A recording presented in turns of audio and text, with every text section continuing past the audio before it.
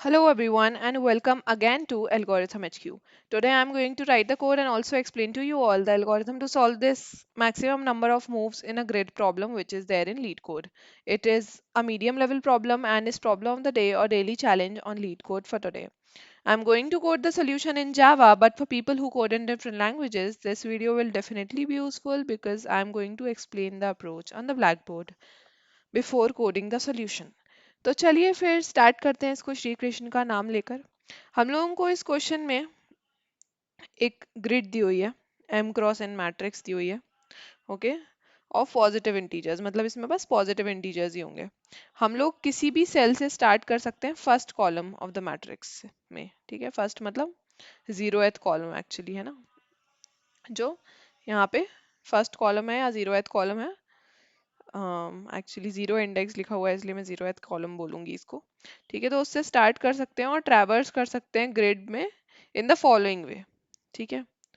तो कैसे कैसे जा सकते हैं हम किसी कॉलम से, किसी भी पर्टिकुलर कॉलम आई जे से कहाँ कहाँ जा सकते हैं। हमें कॉलम में तो आगे बढ़ना ही पड़ेगा, ठीक है। कॉलम में तो आगे हमें बढ़ना ही पड़ेगा। अब कॉलम में आगे बढ़ते बढ़ते हम किस किस में जा सकते हैं, आई में जा सकते हैं, आई माइनस वन में जा सकते हैं और आई प्लस वन में जा सकते हैं, या फिर आई माइनस वन को पहले लिख देते हैं। तो आई माइनस वन में जा सकते हैं, आई में जा सकते हैं और आई प्लस वन में जा सकते हैं, और जे प्लस वन तो है ही सब में कॉमन यहाँ पे, ठीक है। मतलब कॉलम प्लस वन तो तीनों में ही कॉमन है। हम जैसे मान लो अगर ये फाइव से स्टार्ट करते हैं तो इस फोर पे जा सकते हैं, इस फोर पे जा सकते हैं, इस फोर पे जा सकते हैं, लेकिन तभी जा सकते हैं जब हमारा जो नेक्स्ट सेल है उसकी वैल्यू हमारे करंट सेल से स्ट्रिक्टली ज्यादा हो, ठीक है। इक्वल भी नहीं चलेगी, ज्यादा ही होनी चाहिए। हम लोगों को रिटर्न करना है मैक्सिमम नंबर ऑफ मूव्स हम जो परफॉर्म कर पाए, ठीक है। तो बेसिकली बिल्कुल रिकर्जन से सॉल्व करने वाले वाले हैं और बाद में ओवरलैपिंग सब केसेस के लिए हम डीपी अप्लाई कर देंगे, ठीक है। तो हम्म, यही वाला जो ग्रिड है इसी पे परफॉर्म करेंगे हम ड्राई रन। इसको वहाँ पेस्ट कर लेते हैं, ओके। तो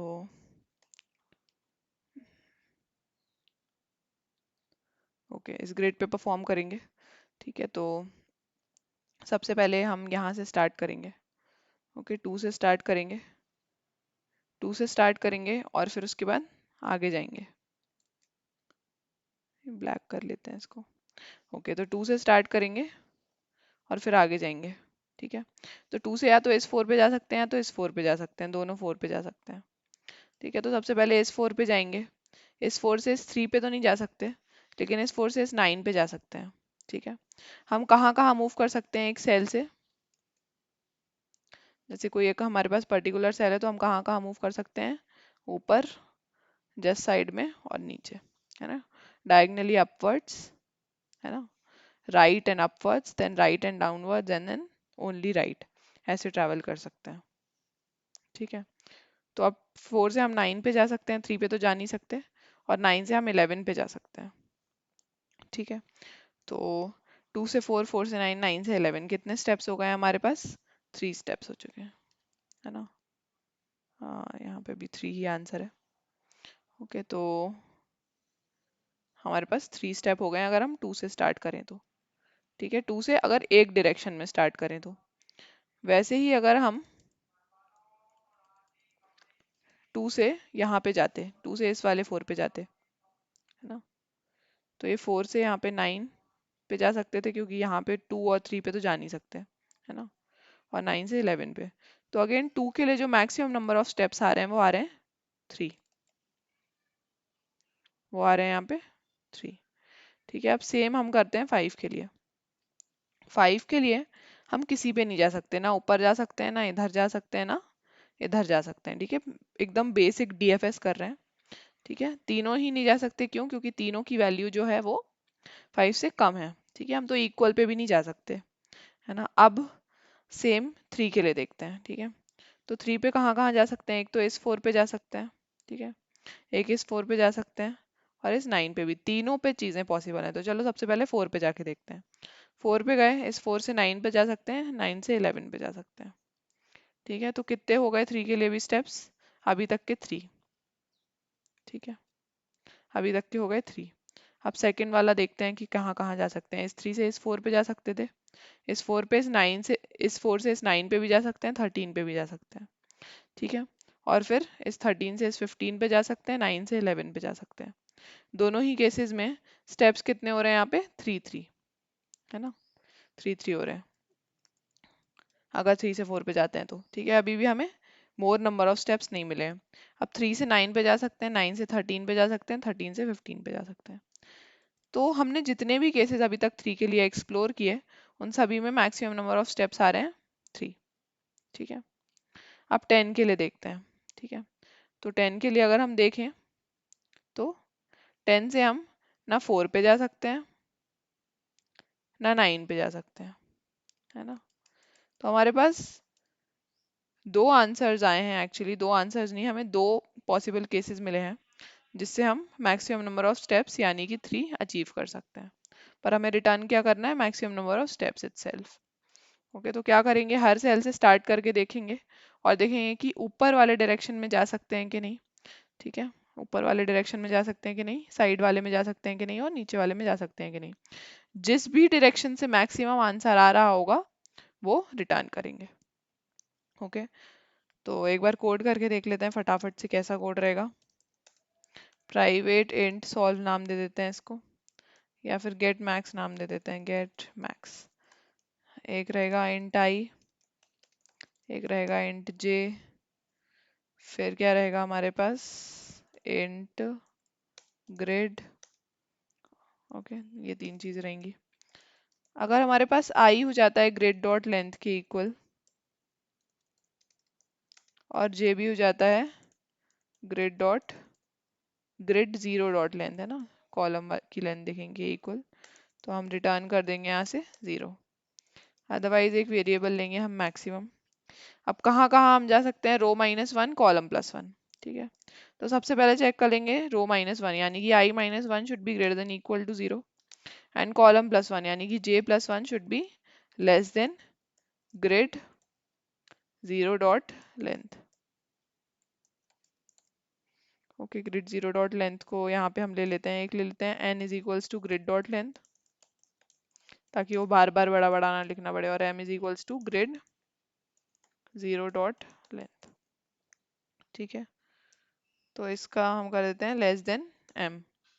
अगर ये होंगे दोनों ही केसेस, और हमारे ग्रिड के नेक्स्ट सेल में यानी कि i -1 और j+1, इस सेल की जो वैल्यू है वो ज़्यादा होगी हमारे करंट यानी कि i j से, अगर ज़्यादा होगी तो हम इस सेल में जा पाएंगे ऑफ कोर्स। तो हम क्या करेंगे, मैक्स में असाइन कर देंगे गेट मैक्स।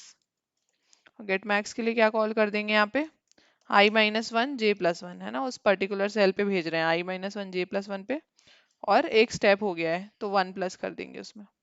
ओके, और यहाँ से ग्रिड भी पास कर देंगे। ठीक है, अब सेम रहेगा हमारे रो और कॉलम +1 के लिए। ठीक है, तो रो तो सेम ही रह रही है, तो ये 0 वाली कंडीशन चेक करने की ज़रूरत नहीं है, यहाँ पे i -1 नहीं रहेगा, i रहेगा, और सेम इसमें भी, है ना, सेम चीज़ हो गई। अब कहाँ पे हम जाएंगे, क्या चेक करेंगे, ये एक्चुअली कॉपी करना चाहिए था। i+1 j+1 के लिए चेक करेंगे, तो i+1 should be less then n, और j+1 should be less then m।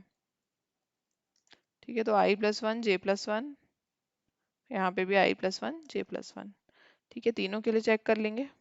अब ये चीज़ है कि फर्स्ट टाइम हमने मैक्स को असाइन किया था, है ना, क्योंकि हमारे पास पॉजिटिव ही वैल्यूज हैं, तो यहाँ पे हमने मैक्स को 1 प्लस गेट मैक्स कर दिया था। पर अब हम नेक्स्ट स्टेप में क्या करेंगे, math dot max of max comma ये जो भी वैल्यू आ रही है वो, है ना, सेम चीज़ करेंगे 2 बार, क्योंकि हमें तीनों केसेस का जो मैक्सिमम आंसर है तीनों में से वो चाहिए। ठीक है, अब लास्ट में रिटर्न कर देंगे हम मैक्स।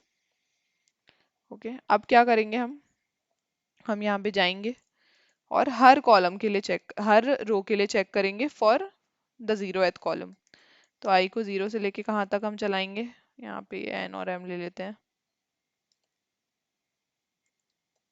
ठीक है, int N, I should be less than N I plus plus. Okay, तो यहाँ पे हम एक मैक्स वेरिएबल भी लेंगे और हर कॉलम के लिए मैक्सिमम चेक करेंगे। ठीक है, तो मैक्स क्या हो जाएगा हमारे पास, math dot max of get max for I change होता रहेगा, जे जीरो ही रहेगा, है ना। तो इसलिए हमें एम लेने की कोई ज़रूरत नहीं है। ओके, और फिर ग्रिड पास कर देंगे यहाँ पे, और लास्ट में क्या रिटर्न कर देंगे हम, मैक्स। एक बार रन करके देख लेते हैं फटाफट। ओके, यहाँ पे मैंने मैक्स नहीं लिया है, 2 आर्ग्यूमेंट्स चाहिए होते हैं।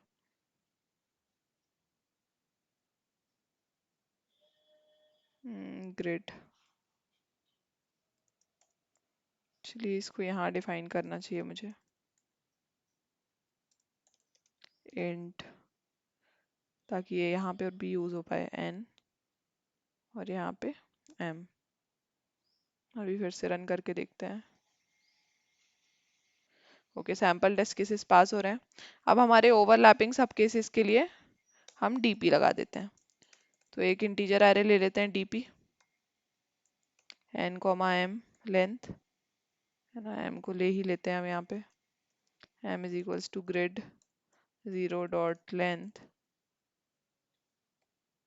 ओके, और यहाँ पे हम इंट ARR इन dp में क्या फिल कर देंगे, -1।